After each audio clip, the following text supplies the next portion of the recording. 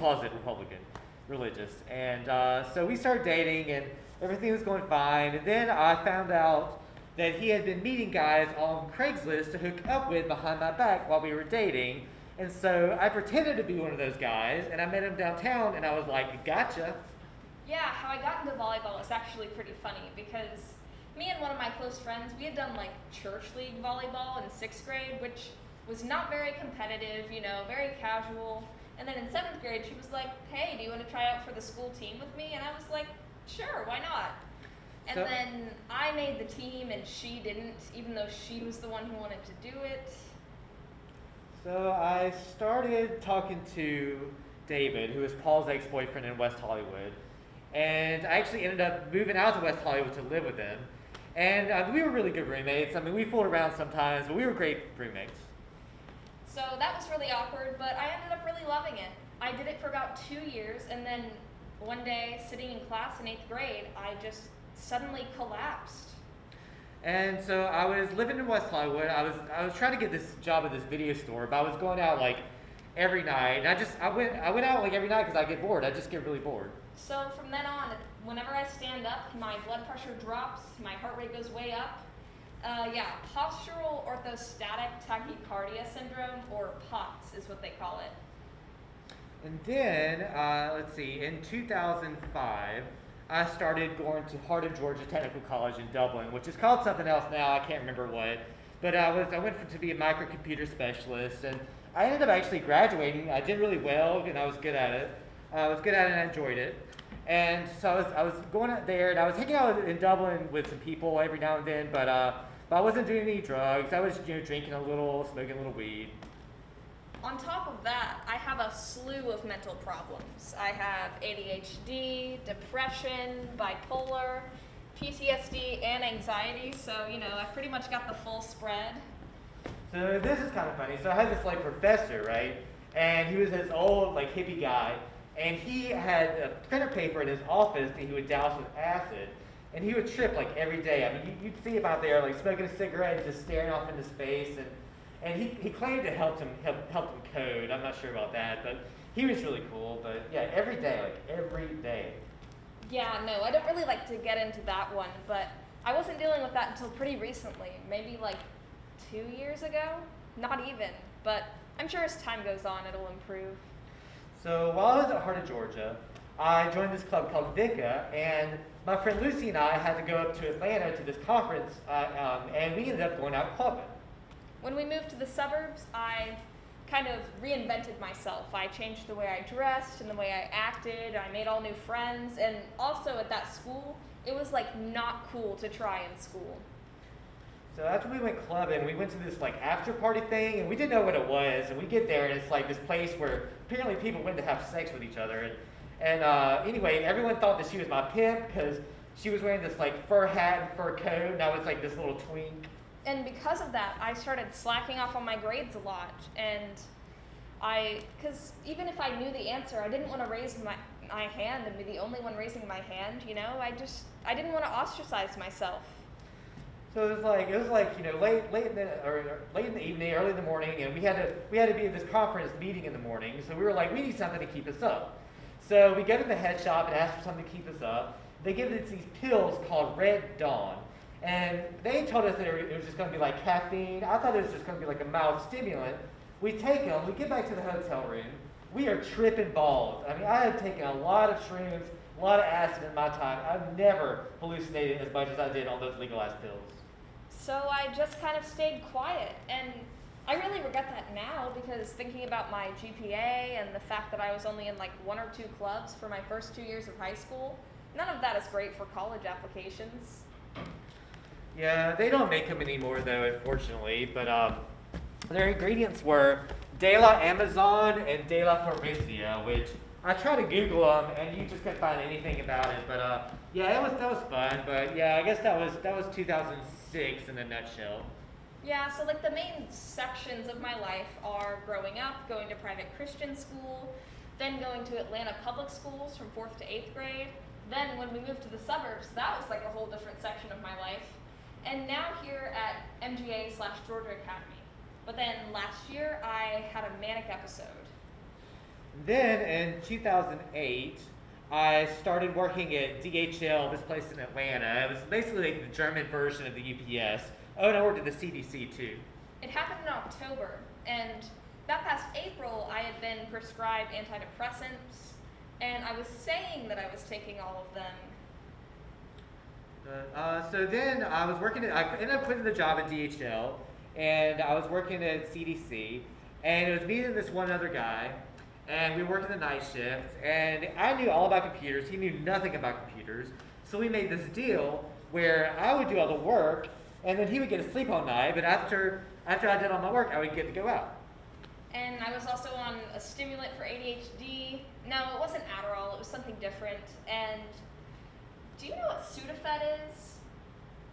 Well, it also raises your blood pressure, so they give it to people with POTS. But it's a stimulant, and one of its side effects is people getting overly paranoid. And I was on a dose of like 4 of them a day, plus the antidepressant, plus the stimulant for ADHD, and another stimulant. See, I was doing that for months. I would finish all my work, and then I would go out. My friend had this like coffee shop / bar in Little Five Points, and I would go there and have a few drinks and whatever, just had a good time, but not come back till 4 o'clock in the morning. And I wasn't really taking any of them over the summer consistently. And that was going on for months until I got called into my supervisor's office, and they had these like card keys you had to have to get into the building. Well, they did this audit and found where I had been leaving every night, not coming back for hours, and so they fired me.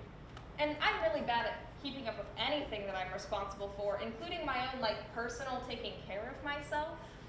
Yeah, so after they fired me from the CDC, me and my best friend Colleen decided to move out to LA. So I was supposed to be taking them every day, but I ended up only taking them probably 3 or 4 times a week. And we sublet this really cool, huge mansion in the Hollywood Hills, and one of our housemates was Gigi Edgley, this famous Australian actress. She was in the show Farscape. She played the blue alien, not to name drop, but anyway, and then we subletted the butler's apartment from this guy Paul, who was this director, and he was best friends with Moby and his band and all this stuff. And then I came here, and it was oh, I really have to get my shit together. And Paul introduced us to all these people in Silver Lake at Sunset Junction. It was this co-op called Aglago, AG for silver, Lago for lake, and it was really cool. There were chickens and ducks and weed growing in the backyard, and it was this big house with 10 people living there, and it was right on the corner of Santa Monica Boulevard and Sunset Boulevard, and it was great. I loved it. So my roommate and Colin helped me start taking them every day, but what none of us realized was oh wait, this is a full dose that I'm technically starting out on to an extent. So yeah, after I met all these people, I'd been back there several times over the years. I always hung out there, but anyway, so eventually, Colleen, my best friend, she got really bored because I was going out every night and leaving her there, and so she would get bored, and so I ended up coming back home to Georgia. I guess that's what happened at least.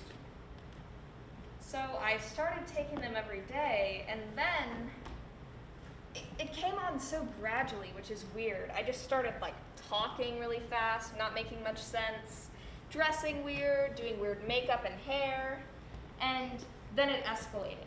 I started coming up with all these crazy theories. I thought that I was colorblind in one eye. I thought that I had solved math. And then it really spiraled. I decided that I was going to come up with a new way of living for myself.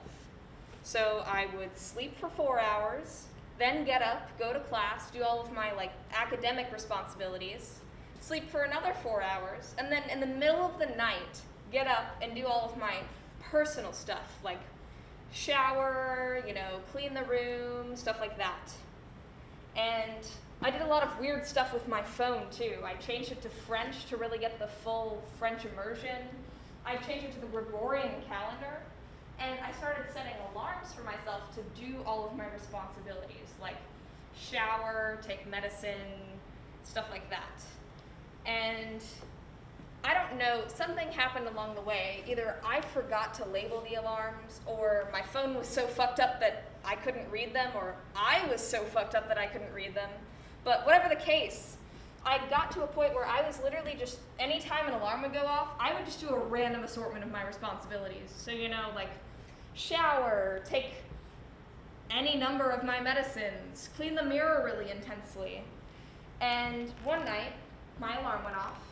I got up immediately. I got my hair wet in the shower, threw on a bathrobe over my pajamas, and I was just convinced that I needed to meet Colin on the balcony of Georgia Hall. So I book it to Georgia Hall, and of course he's not there. It's the middle of the night, but I looked in and I saw some movement in a booth. So I went around to investigate, and I walk in, and there's a lunch lady asleep in a booth. And she gets up, she's so disoriented, and she was like, "Are you here for an interview?" And I was like, "No, I'm just here for breakfast." And she was like, "Well, we're not open yet." And I was like, "Oh, sorry." So I walked back down under Georgia Hall, and at this point in time, my parents had started to get concerned. They'd been getting phone calls about how I was colorblind in one eye, so they decided to come down and stay in Cochran to keep an eye on me. And the day before that, when they got there, Colin had shown my sister around campus. So when I got under Georgia Hall, I saw an empty Gatorade bottle on a table, and I was so sure that it was a clue that they had left me. To what, I have no idea. But I grabbed the water bottle, and I literally full-on sprinted back to my dorm, which normally I can't do. But apparently I was on enough stimulants or whatever that it ended up working. And of course I'd forgotten my wallet and my keys, so I got there, and my first instinct was to try to swipe into my dorm with the Gatorade bottle. Obviously that didn't work, and I was locked out. But luckily I had my phone on me, so I decided to call my sister. But since my family was all staying in the same hotel room, my mom picks up the phone. And she was like, "What's going on? What's the matter?" And I was like, "I'm lost. I'm locked out. I almost got hit by a car." And she was just like, "What? Where are you? Are you okay?" And I just had no idea what to say. I was just like, "I don't know." And then luckily they had my location on my phone, so they were able to come and pick me up. Hi. So I'm Sam Sweetman, and when people ask about that time when Sam had a manic episode, I'm kind of just like, yeah, I didn't really recognize that. Partially because I was dealing with some other stuff. So I eventually went back to LA, and I was living there, and then I get kicked out of this place I was living at because the guy I was living in with got jealous because I held hands with this guy he liked. So I took the bus to Iglago, that co-op in Silver Lake, and spent the night. And then the next day, my friend Aaron and I, we took some shrooms and went to the art gallery, which was great. So to backtrack to the week after Labor Day weekend, my sweet mates and I were just sitting in our rooms, and we're like, "Oh my gosh, since we just like each other so much, we should," or actually, do you guys know about the suite situation in the dorms? Basically, it's 2 rooms, and then each room has 2 beds in it. And so we were like, since we just like each other so much, we should move all of our beds into one room and move all of our desks into the other room, so we'll have our sleep room with our beds and our study room with our desks. So the next day, my friend Lauren invited me to Lake Elsinore. It's this mountain in the desert, and it's where they had this pre-Burning Man festival where all the burners came out and just danced all weekend, and everything was free. There was no money, and people just fed you grapes and gave you massages. It was a great time. We can have sleepovers every night. It'll be so much fun. And I was just like, heck yeah. And that was a problem. I didn't know it yet, but that was going to end up being a really big problem.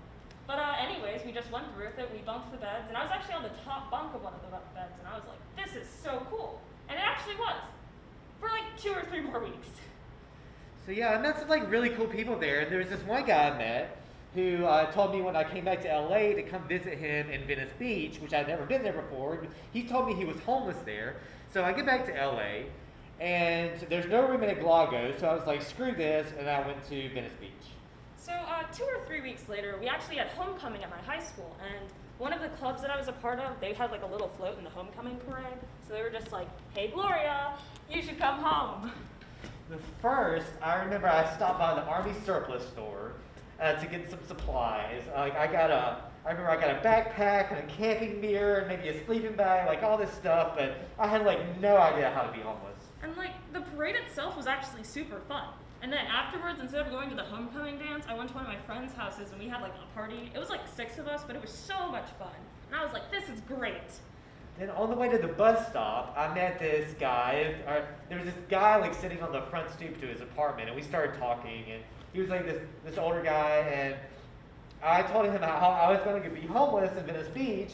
And then he like told me how he used to be homeless and about like killing snakes in the desert and like all this stuff. But then the problem started happening when I got back, because a number of things happened. For one, my parents just suddenly told us that they were going on a month-long business trip to Nigeria. Like, they had never brought this up before. And my brothers and I were just supposed to be like, all right. But like basically from midway through October all the way until Thanksgiving break, like I could not go home during that period of time. I was just stuck on campus.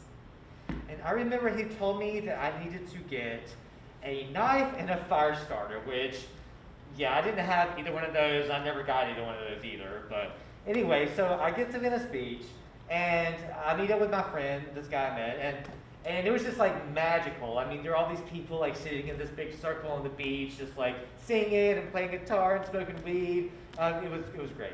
It was gonna end up being really terrible. And I actually got sick during that period of time. And the problem with getting sick when you aren't at home with your parents was like, I didn't know what to do. And we all just clicked, like just like that, you know. And so that's when I decided I was going to be homeless in Venice Beach for like a month. So I was sick, and like normally my parents would like take me to the doctor, or they'd tell me what medications to use. But like I didn't have any medicine in my room, so I was kind of just sitting there like, maybe it'll magically go away, and it didn't. And that's when I met Jan Waldstein, who is the first female punk rock DJ in the whole world back in the 70s, back at Georgia State radio station in the 70s.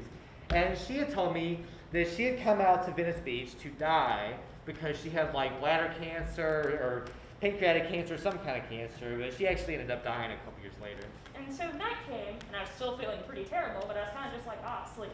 So my 3 suite mates and I, we go over to the sleep room, and the 3 of them, they get into bed and they go to sleep. I climb up into my top bunk, and I'm sitting there like, maybe I'll just sit here and I'll fall asleep like I do every night, and it'll just be fine. Yeah, Jan, she was like the queen of the boardwalk, I thought. And she kind of like took me under her wing, and she'd give me cigarettes, and like she taught me basically it became my job to sit there on the bench all day and just watching there's this like stream of people always going down the boardwalk. It was my job to sit there and ask for cigarettes. You never had to ask the same person twice, so it didn't really feel like bumming. I was just so tired, but then I couldn't sleep, and I couldn't swallow. That was another problem. Like, my throat had closed up to maybe a third of what it normally should have been, and so it was just so swollen that I could not swallow properly. So I was just sitting there like, man, I'm not gonna sleep tonight. But another problem was the fact that it was like 3 in the morning, so I couldn't really leave my room or else I would have gotten in trouble. Yeah, I would spend all day just like going up and down the boardwalk, just looking at all the art and listening to all the music. There are tons of artists and musicians. And and the Freak Show, they're really cool. They actually ended up doing a reality show about them. So I ended up just being like, F this. So I left the sleep room and I went over to the study room, and we had our desks in there, but then we also had like this little love seat. And so I went and I sat on that love seat for 6 hours straight until the sun came up. Actually, now that I think about it, that was the first time in my life that I pulled an all-nighter. And there was this homeless guy. There's this one homeless guy, and like I couldn't really understand what he was saying. I only got like bits and pieces of it. But I remember he was pointing to all these like weird symbols that were embedded on the ground, talking about the Masons and all this stuff. It's actually kind of funny because Sam was the one who woke up first that morning. So like she came into the study room, she saw me, and she was like, oh shit, and I was like, yeah. So she took me to the nurse, and then the nurse was just like, it's like an upper respiratory thing or something, I don't know. But anyways, I spent the next week really gross and sick. And Sam's mom came during that period of time, and she bought me medication. So thanks, Sam's mom. Yeah, the Masons. Now that's a weird topic. Okay, so back in 2015, I think, I started having these like visions, and one of them had to do with the Masons. Well, I had Masons going way back on both sides of my family. My parents weren't, but on my mom's side, my granddad was a master Mason, and my grandmother was the worthy matron of the Order of the Eastern Star. And anyway, so I was over at a friend's house one day. This guy comes over, and he has this big Masonic ring on, and he pulls his tablet computer from his bag, and it has the Order of the Eastern Star logo on it, which is an upside-down pentagram with the word fatal written around it. Anyway, he takes me to a back room. He pulls out a dollar bill. He points to the all-seeing eye, and he says something about Father, Son, Holy Ghost, heaven, hell, and earth. And then he tells me that my parents must have paid a high price for me, whatever that means. And he told me that I was a star, and that there are lots of other stars in one of Robin's. And then he gives me a skeleton key with a keychain with a diamond star attached to it. And which is really weird because one of the other visions I had was that I was somehow quantumly connected to a giant diamond star. Well, on top of that, I get home from the same friend's house one day, and I wasn't sleepy or anything, and I lay down in bed. When I closed my eyes, it's like I saw the end of the world. I don't remember what I saw, but I was left with a feeling. Well, when I opened up my eyes, hovering above the end of my bed were these two metallic rings, one like this and one like this, intertwined. And my mind was just like divided by zero, like in shock. Well, the next day I go on YouTube, and the first recommended video on YouTube is about the New World Order. And in it, it showed exactly what I saw. It's supposedly what Ezekiel, the prophet in the Bible, saw. They called it the wheel within the wheel, or the Ophanim. And that was August 14th, 2016.